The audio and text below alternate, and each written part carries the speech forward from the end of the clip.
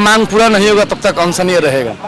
अगर ये मांग पूरा नहीं होगा तो इसके बाद में आंदोलन होगा। चीज़ है कि डोमिसाइल नीति बिल्कुल पूर्ण तरीके से लागू होना चाहिए और जो भी इनकी वैकेंसियां होती हैं वो रेगुलर मोड में होनी चाहिए। हड़ताल करना पड़ेगा क्या? इस तरह से हम लोगों को रोड पर आना पड़ेगा क्या? हमारा मांग अनुचित है जो सरकार पहल नहीं कर रही है, हमारी मांगों को पूरा नहीं कर रही है। सशक्तिकरण से एनडीए की सरकार है, जब हमारी मांगे नहीं करेगी, जब हम अभ्यर्थियों को रोड पे अगर सरकार लाएगी तो हम अभ्यर्थी भी सरकार को रोड पे लाएंगे। सारी मांगों से सरकार को अवगत कराया गया था। सरकार ने जब मांगे नहीं मानी तब ये महाधरना और आमरण अनशन का आयोजन किया। नमस्कार, मैं हूं अभिजीत, आप हैं न्यूज़ 4 पर। इस वक्त हम मौजूद हैं पटना के गर्दनी बाग में।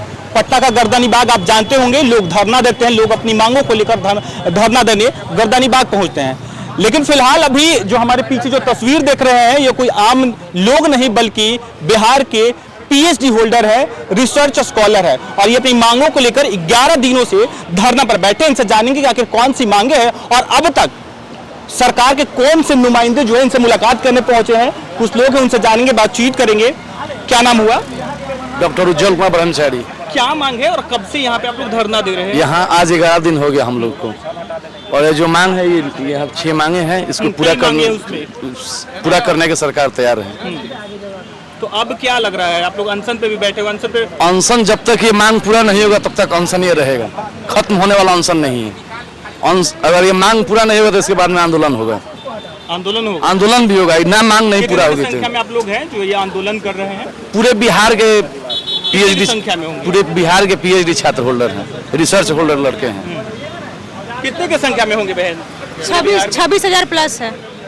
क्या मांगे सरकार से? हमारी 6 सूत्री मांगे हैं जो ऑलरेडी उम्र को लेकर है, टेबल 3 को।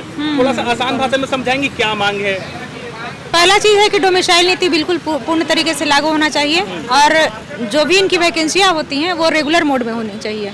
और एज को लेकर भी आप लोग हाँ बिल्कुल, यूजीसी का जो गाइडलाइन के तहत जो एज है तो इन लोगों ने उस एज को भी डिक्रीज कर दिया है, घटा दिया है। तो जो यूजीसी का गाइडलाइन है कम से कम उसको तो एटलीस्ट मानना चाहिए। इनका कोई भी पॉलिसी जो है वो क्लियर नहीं है, तो पॉलिसी खुद एक प्रश्न चिन्ह के घेरे में खड़ी हुई है, सरकार खुद प्रश्न चिन्ह के घेरे में है। सरकार तो उच्च शिक्षा को बढ़ावा देने के लिए लगातार कई तरह के पहल कर रही है। कौन से उच्च शिक्षा की बात करते हैं? पीएचडी स्कॉलर रोड पे हैं, किस उच्च शिक्षा की आप बात करते हैं आप लोग? अगर यही उच्च शिक्षा की बात करते ही लोग, इनकी नीति पारदर्शी तरीके से होता, इनकी पर्सनल अकाउंटेबिलिटी होती, तो क्या ये स्कॉलर रोड पे आते?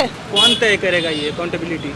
सरकार की खुद की अकाउंटेबिलिटी है, तय कौन करेगा? खुद की सबकी। मेरी जो अकाउंटेबिलिटी मुझे खुद तय करना होता है, उसकी जवाबदेही मुझे खुद देनी होती है। तो जब सरकार है देनी होगी। खासकर महिलाओं को लेकर लगातार सरकार कर रही है कि कई तरह के पहल किए जा रहा है, लेकिन आप महिला सड़क पे है। कोई सरकार के नुमाइंदे से मुलाकात हुई, किसी से बातचीत हुई है? नहीं, कोई अभी तक मिलने नहीं आए? नहीं, कोई अभी तक मिलने नहीं आया। क्या लगता है जब आप 11 दिनों से सड़क पर है, सरकार लगातार उच्च शिक्षा को बढ़ावा देने की बात करती है, महिलाओं को आगे बढ़ाने की बात करती है, आप 11 दिनों से सड़क पे है, यहाँ से चंद कदमों पर सचिवालय है, कोई सरकार के नुमाइंदे से मुलाकात, बातचीत, कोई अधिकारी? जी, हम लोग उच्च शिक्षा मंत्री संजय टाइगर सर से मिले थे जाकर। अपने मांगों को रखे थे, अपना पक्ष रखे थे, तो उन्होंने कहा कि ठीक है, हम मतलब सकारात्मक ही बोले कि आपने अपना पक्ष रखा, लेकिन ये हमारे बस की नहीं है और हम आपके पक्ष को गवर्नर हाउस माननीय कुलाधिपति साहब राज्यपाल महोदय जी तक पहुँचाएंगे। तो पहुँचाएंगे, हाँ, तो पहुँचाना और काम करवाना दोनों अलग मैटर है। पहुंचा देने से क्या हम लोगों का मांग पूरी हो जाएगी? नहीं ना। आप हमारे शिक्षा मंत्री हैं, आप हमारी मांगों को वहाँ ले जाकर हमारे जो 6 मांगे उनको पूरा करवाइए। हम लोगों ने बहुत मतलब हमारी मांगे अनुचित नहीं है। हमारी मांगे देखिए, एकदम मैं बताना चाहती हूँ कि हर बिहार के बाहर के प्रदेशों में भी डोमिसाइल नीति लागू है। डोमिसाइल नीति क्या है कि अपने राज्य के अभ्यर्थी, विद्यार्थी, शोधार्थियों के रोजगारों को सुरक्षित करती है। वो एक सुरक्षा कवच है। तो विभिन्न राज्यों में जो डोमिसाइल नीति लागू है तो वहाँ के अभ्यर्थी, विद्यार्थी, शोधार्थियों को वो तो लाभ मिल रहा है। फिर हम बिहारियों को हमारे ही बिहार प्रदेश में, हमारे ही बिहार सरकार से क्या इसके लिए आमरण अनशन करना पड़ेगा, भूख हड़ताल करना पड़ेगा क्या? इस तरह से हम लोगों को रोड पर आना पड़ेगा क्या हमारा मांग अनुचित है जो सरकार पहल नहीं कर रही है, हमारी मांगों को पूरा नहीं कर रही है? तक कैसे जारी रहेगा आप लोगों का? एकदम सर, एकदम जब तक हम सरकार हमारी मांगों को पूरी नहीं कर लेती। और दूसरी बात है कि देखिए अभी संविदा बहाली आई बिहार में संविदा बहाली सरकार रेगुलेशन 18 को आप हटा दिए और रेगुलेशन 26 लागू किए। इसका कितना बड़ा लॉस हम बिहारियों को भुगतना पड़ा कि सर रेगुलेशन 26 के लागू होने से हम लोगों का जो पीएचडी में 30 नंबर का वेटेज मिलता था वो सिमट कर रह गया 11 पे, प्लस उसके बाद आर्टिकल का जो 5 नंबर मिलता था सर, 10 नंबर मिलता था, 5 आर्टिकल में 10 नंबर वो हट गया। 10 नंबर मेरा 5 साल का एक्सपीरियंस में 10 नंबर का वेटेज वो हट गया।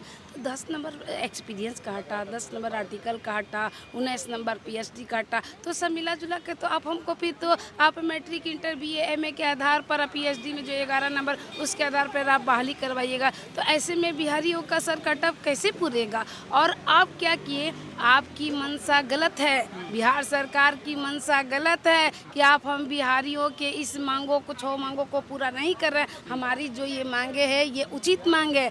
अब आप सारे लोग पीएचडी होल्डर है जी, अब आप बताइए कि नई बहाली जो संविदा बहाली हुई है उसमें सब मैं doctor Preeti Kumari assistant professor guest teacher KSS college Lakhisarai की हूँ। मैं मुंगेर विश्वविद्यालय हमारा पढ़ता है। मैं मुंगेर विश्वविद्यालय की बात करती हूँ कि सर संविदा बहाली जो हुई है इस बार रेगुलेशन 6 से, तो उसमें 195 टीचर को बिहार सरकार आवंटित किया मुंगेर विश्वविद्यालय को।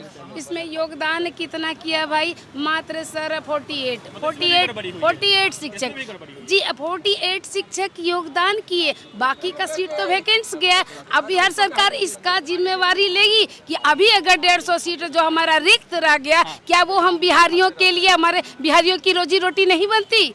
क्या हम बिहारियों की रोजी रोटी बनती ना वो 150 सीटें? फिर आखिर बिहार सरकार आखिर जो साजिशकर्ता मंथरा जो दूसरे राज्य के साजिशकर्ता हमारे बिहार सरकार के सलाहकार बने हुए हैं, जो हम बिहारी अभ्यर्थियों को बेरोजगार करने की पुरजोर साजिश करके नई नियमावली 2026 लाया है सर, जिसका सर पर दुष्परिणाम देखिए मुंगेर विश्वविद्यालय ऐसे विभिन्न विश्वविद्यालय में है सर, जहाँ जहाँ सर बहाली हुई है वहाँ पर आप जाके देखिए जितना सीट आवंटन किया गया है शिक्षकों को, उससे अभी मुंगेर में देखिए जहाँ पर 195 में मात्र 48। आप बताइए हम बिहारियों के साथ कितना बड़ा अन्याय हुआ है? आंकड़े गिनवाते रहे, लेकिन कभी मंत्री जी से या फिर कभी गवर्नर साहब से मुलाकात की बातचीत हुई?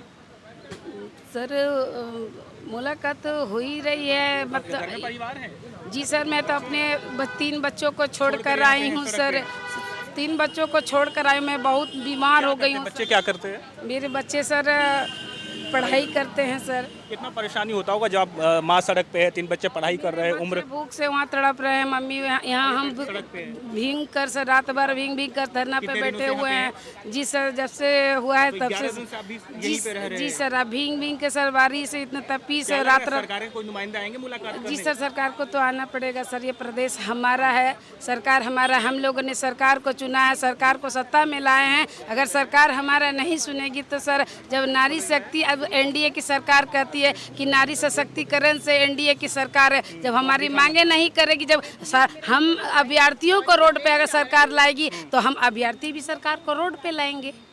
क्या नाम है सर, कहाँ से आए हैं? अजय यादव, सीनेट मेंबर हैं पाटलिपुत्र यूनिवर्सिटी के। क्या मांगे सरकार से, क्या मांगे और कब से यहाँ पे है आप? मांग सरकार को आमरण अनशन के आहूत होने के पहले सरकार को मांगे दी गई थी। सारी मांगों से सरकार को अवगत कराया गया था। सरकार ने जब मांगे नहीं मानी तब ये महाधरना और आमरण अनशन का आयोजन किया गया। जो UGC का रेगुलेशन एक्ट के तहत, पुरानी जो UGC रेगुलेशन एक्ट है 2018 टेबल 13 है, उसके तहत बहाली करने की मांग के लिए ये टेबल को थोड़ा सा ब्रीफ करेंगे, क्या है टेबल? पुराना जो परिनियम है, पुराना जो नियम है UGC का जो नॉर्म्स है, जो पूरे देश भर में UGC का नॉर्म्स है, उसी के आधार पर सहायक पदाधिकारी की बहाली की मांग की जा रही है। उसमें हम कुछ नया करने के लिए नहीं कर रहे हैं। अधिकतम आयु 55 वर्ष थी, इन्होंने 40 किया, बाद में 43 किया है। क्यों उससे छेड़छाड़ किया जा रहा है? उसी तरह से जैसे राज्य की शिक्षा व्यवस्था को चौपट करने की योजना है। पुरातन काल में बिहार शिक्षा का केंद्र बिंदु था। नालंदा विश्वविद्यालय, कई अनेक विश्वविद्यालय ऐसे थे जहाँ देश विदेश के लोग पढ़ने आते थे। तो बख्तियार खिलजी ने यहाँ की शिक्षा व्यवस्था को चौपट करने के लिए नालंदा विश्वविद्यालय, उसी तरफ बिहार की शिक्षा व्यवस्था को चौपट करने की योजना है। अच्छा, क्या लगता है जो सरकार बिहार के शिक्षा को बेहतर करने की बात कर नई नई पहल कर, लेकिन उच्च शिक्षा के व्यवस्था को बेहतर करने की योजना नहीं है। जो शिक्षा व्यवस्था बनी हुई है, जो बुनियादी शिक्षा व्यवस्था बनी हुई है, उसी को और बेहतर करना है। सरकार कुछ नहीं कर रही है। सरकार के नुमाइंदे से बातचीत हुई? सरकार के नुमाइंदे से बात हुई, संजय टाइगर जी से बात हुई, हमारे मित्र हैं हमारे संजय टाइगर जी। तो मित्र से बातचीत नहीं की कि हम लोग सड़क है, बातचीत हुई, वो भी कहीं दबाव में होंगे, कोई उनकी बात नहीं सुन रहा, उनकी कोई बात नहीं सुन रहा होगा। कब मुलाकात हुई? कल नहीं, परसों बात हुई है। क्या बातचीत हुई थी? हाँ, उन्होंने कहा कि मुख्यमंत्री से बात करेंगे। तो बोले नहीं कि आपका मित्र सड़क पे है? माननीय राज्यपाल महोदय से बात करेंगे, स्टैचू वहीं से बन रहा है। आपके साथी 11 दिन से अनशन पे बैठे हाँ, हुए हैं। ये बड़ा आश्चर्य का विषय है कि 11 दिन से कोई होनहार न हुआ, बिहार के बेरोजगार युवाओं के लिए आमरण अनशन पर है और सरकार बात करने को तैयार नहीं है। आपको नहीं लगता कि दिल्ली में कोई अनशन पे बैठता तो वो नेशनल खबर बन जाती है? बिहार में 11 दिनों से बैठे हुए हैं। ये भी खबर पूरे बिहार को मालूम है, पूरे बिहार के अभ्यर्थियों को मालूम है। सारे अभ्यर्थी प्रतिदिन कब तक हजारों की संख्या में, सैकड़ों की संख्या में, जब तक मांगे नहीं मानी जाएगी तब तक बैठे रहेंगे। हाँ, कुमुद पटेल जी, आज इनके 2 साथी अचानक सवेरे बीमार हो गए, स्थिति उनकी बिगड़ गई, वो हॉस्पिटलाइज हो गए, लेकिन जहाँ भी हैं वो आमरण अनशन पे ही हैं। अच्छा, हॉस्पिटल में भी आमरण अनशन? अभी एसडीएम पटना सदर के एसडीओ कृतिका मिश्रा जी आई थी, उन्होंने इनसे आग्रह किया कुमुद पटेल जी से कि आप अस्पताल चलें, तो बोले कि नहीं, आपको जो व्यवस्था बनानी है यहीं आमरण अनशन स्थल पर बना दीजिए और हमको सलाइन चढ़ाना सलाइन चढ़ाइए, लेकिन यहीं पर। और जब तक आमरण अनशन समाप्त नहीं होगा, जब तक लिखित आश्वासन माननीय राज्यपाल का और माननीय मुख्यमंत्री का मिल नहीं जाता है।